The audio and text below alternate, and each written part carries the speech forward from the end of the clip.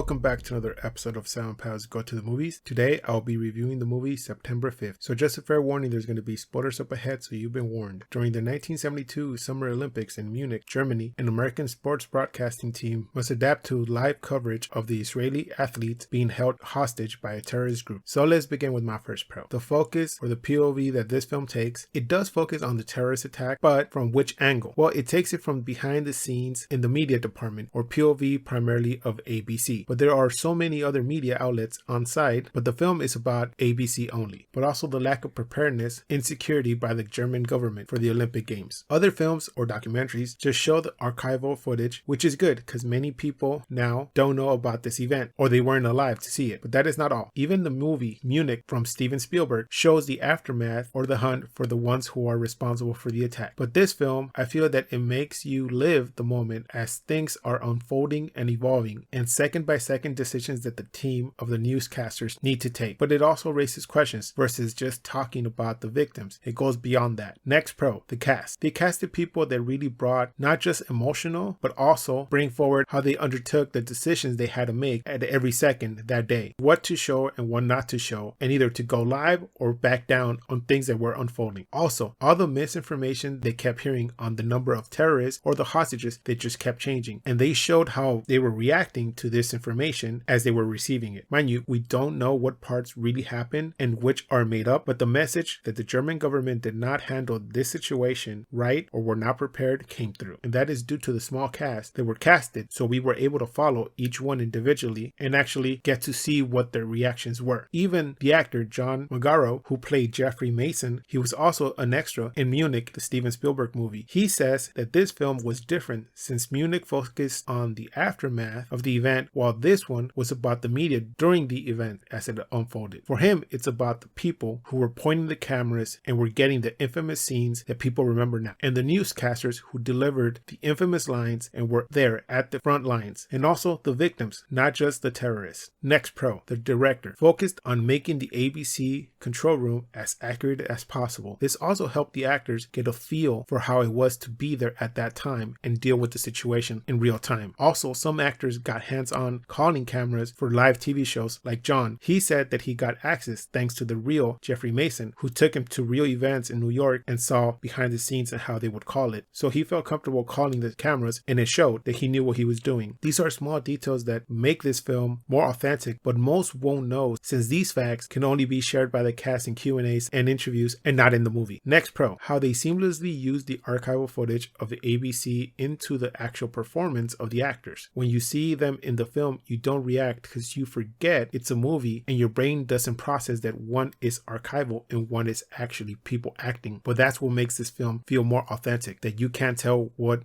is archival and what is not. This might not mean anything to some viewers, but when you can weave real footage into the movie and make it smooth, it's quite a feat. Many will see this film and find it lacking in information on the Black September group, but the only time we hear the name is when Peter Jennings refers to them as Black September. But it doesn't give them a spotlight, but I feel that this is a good thing because the film is about the media and the German government and how they reacted and handled the situation. And also it revolved around the Israeli Olympic team being held hostage. Now let's move on to my cons. Like many films based on the real events, this one I can say that all the scenes did not happen because it's Hollywood. So I feel that there is some errors, but I don't know which ones. But for those who did not live through this event, like me, and came to know about it through textbooks, there are other films that focus more into detail, such as Steven Spielberg's Munich. Yeah, it's about the aftermath, but it still connects to the event of September 5th. Also, the documentary One Day in September, which, by the way, you can see on YouTube. It's a great source that has a lot of archival footages that even this film uses. Still, comparing this to the documentary, I feel that there is missing information that could have been added as to how every media was reporting false information as to who had been killed or how many hostages were being held or even who they were. Also, this film made it look like ABC was the only media outlet that was showing footage in real time, but there were so many outlets there, and also the local German news was broadcasting it live. Mind you, this led to a race to see who can get the information out first, and with that, we get a lot of misinformation that was being released, and not just by the media, but also by the German government. They had some really big oops moments as well. Next con, I feel that at the end, they could have honored the victims a bit more by showing some archival footage of them participating in games, or maybe some home movies that they had. They could have shown those during the ending credits, and that would be a way to honor murder them, since this movie is still about them. Next con, I feel that the film brings up the way the German police dropped the ball on this, but also I feel that it did hint on how media did play a role in some mistakes. Some will say having the media live was a good thing because it let people around the world know what was happening in real time, especially for the victims' families who wanted to know what was going on. That is true, but even Mason raises the question in the film if by broadcasting are they giving the terrorists inside information since it is live. But my con is that while the film focuses on this question, they never shine light on the Israeli government who had said they would not negotiate with the terrorists and they would rather have the team die, because if they gave in to the demands, no Israeli person would feel safe out in public anymore. So if this film let the audience know this, then we would know it was a feudal case that the German government was trying to negotiate and they were just BSing the terrorists. And also the media is just adding more exposure to them. Since the terrorists knew this, that's why they picked the Olympic Games, because it was about the media coverage and getting their message out to the world. Yet we don't hear about this in the film, and I feel that that's something important they should have added. So my grade for this film is going to be a 7.5 out of 10. I enjoyed the pace of the film. It gets right into it and it doesn't slow down. Also, the seamless inclusion of the archival footage and the actors merging together was really great. I really enjoyed that. The only con was that I wanted to see at the end a bit more of honoring the victims with more than just some text. I would have liked to see archival footage or something more personal like pictures. Also, I feel that some parts might have been altered for dramatic purposes. Also, not including that the Israeli government said no, they would not negotiate with the terrorists. I think that's a big con. It would add a little more inside information for the viewers and would give us more insight as to what they were planning. So that does it for this review of September 5th. Please join us next time. We're going to review Nosferatu. We are here encountering